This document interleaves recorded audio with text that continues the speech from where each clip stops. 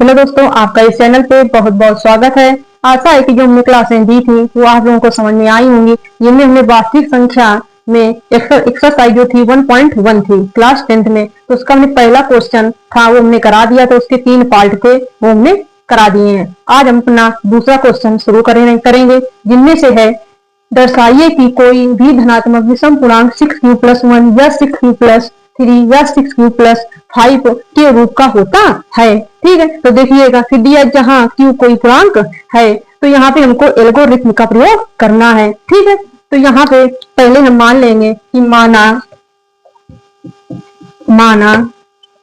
ए एक धनात्मक पूर्णांक है। ठीक, इसके बाद यहाँ पे दिया 6q+1 या 6q+3 या दिया है 6q+5 के रूप। मतलब यहाँ पे यदि देखा जाए तो एल्गोरिथम में आपका बताया था हमने a बराबर क्या बताया था, a बराबर bq+r। तो यहाँ पे देखा जाए b के रूप में आपको क्या यहाँ पे 6 है। ठीक है, तो यहाँ पे हम लिख सकते हैं कि b बराबर 6। क्या लिख सकते हैं, b बराबर 6। जब हमने b बराबर 6 लिख दिया तो यहाँ पे यूज करेंगे यूक्लिड विभाजन एल्गोरिथम से। क्या होता है, यूक्लिड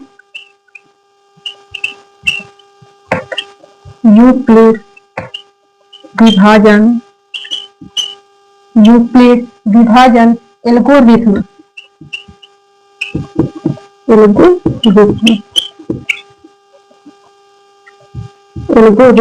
से। तो पता है आप लोगों को a बराबर bq+r से। ठीक, a बराबर bq+r से। तो यहाँ पे आपका बन जाएगा a बराबर b आपका है 6q+r। ठीक, इसको हम डालेंगे समीकरण फर्स्ट। ठीक, इसके बाद हमने एल्गोरिथम में एक चीज बताई थी, ये आपको 0 < r और r b। मतलब r का मान होगा 0 से अधिक हो सकता है या बराबर हो जाएगा, या r होगा क्या होगा b से अधिक होगा, मतलब b अधिक होगा। तो यहाँ पे देखिएगा, यहाँ पे हमको दिखाना है कि के रूप का होता है 6q+1 और 6q+3 और 6q+5 के रूप का होता है। तो यहाँ पे हम लिख सकते हैं कि r बराबर क्या लिख सकते हैं, r बराबर 0 1 2 3 4 5। ठीक, तो b से अधिक भी नहीं होना चाहिए r का मान। तो हम यहाँ पे क्या लिख सकते हैं, 5 तक लिख सकते हैं। ठीक है, क्योंकि b आपका 6 है और इसके बाद 0 हो जाएगा, r मतलब बराबर हो सकता है, इसके बाद तो 0 हो सकता है। ठीक है, तो अब यहाँ पे हम क्या करेंगे, इस समीकरण में ये r के मान रखेंगे। तो यहाँ पे स्टेप नंबर आपका फर्स्ट हो जाएगा। क्या हो जाएगा, स्टेप नंबर फर्स्ट हो जाएगा आपका। देखिए यहाँ पे आप लिख लेना चरण फर्स्ट में आपका r बराबर क्या करोगे, किसमें रखोगे, समीकरण फर्स्ट में। जब समीकरण फर्स्ट में रखोगे तो a बराबर बनेगा 6q+r के स्थान पे 0। तो मतलब बन जाएगा, तो ये आपका बन जाएगा a बराबर 6q। तो यहाँ पे ये आपका क्या हो जाएगा, सम। ये क्या हो जाएगा, सम, जो कि सम है। ये क्या है, जो कि सम है। ठीक, अब इसी प्रकार हम 1 रखेंगे, 2 रखेंगे, 3 रखेंगे। ठीक है, इसी प्रकार हम देखिए अब यहाँ पे चरण डाल लेना सेकंड। कौन सा चरण, सेकंड। जब r बराबर 1 समीकरण इसमें से फर्स्ट में, समीकरण फर्स्ट में, तब यहाँ पे रखोगे a बराबर 6q+r के स्थान पे 1। तो ये क्या होगा, जो कि ये क्या है, सम है, जो कि सम है। ठीक, इसके बाद यहाँ पे और बन जाएगा समीकरण अगला,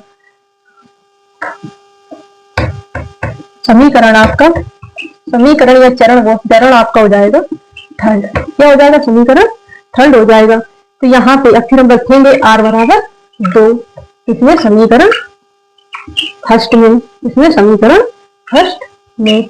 जब यहाँ पे रखोगे तो a बराबर बनेगा 6q+r के स्थान पर 2। तो ये क्या है, जो कि सम है, यह सम है।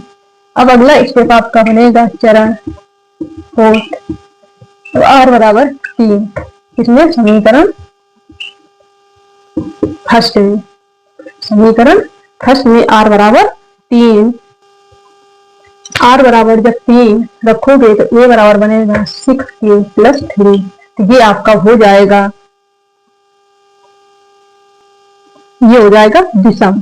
तो a ये लिख देना जो विषम है, जो विषम है। अब यहाँ पे चरण अगला आपका हो जाएगा फिफ्थ, r बराबर 4, इसमें समीकरण फर्स्ट में यहाँ बन जाएगा a बराबर 6k प्लस 4, ये क्या है, जो कि सम है।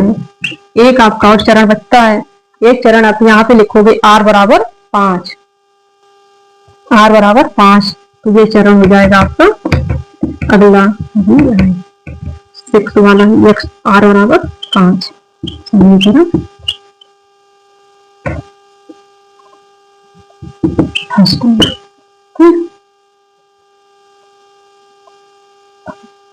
तो यहाँ पे बन जाएगा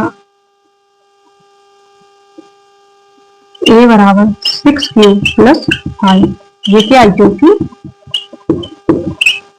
विषम है, ये क्या हो जाएगा, विषम हो जाएगा। ठीक है, तो यहाँ पे हम लिख सकते हैं कि कोई भी यदि धनात्मक पूर्णांक क्या हो सकता है, विषम भी हो सकता है, सम भी हो सकता है। तो अतः कोई भी धनात्मक पूर्णांक विषम, अब यहाँ पे विषम में क्या क्या है, कोई भी धनात्मक पूर्णांक विषम में 6q plus 1, 6q plus 3, 6q plus 5 के रूप का भी हो सकता है। ठीक है, तो देखिए लिख लेना यहाँ पे कि अतः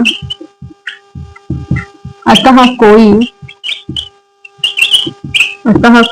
धनात्मक पूर्णांक, अतः कोई भी धनात्मक पूर्णांक विषम 6q प्लस 1 या 6q प्लस 3 या 6q प्लस 5 के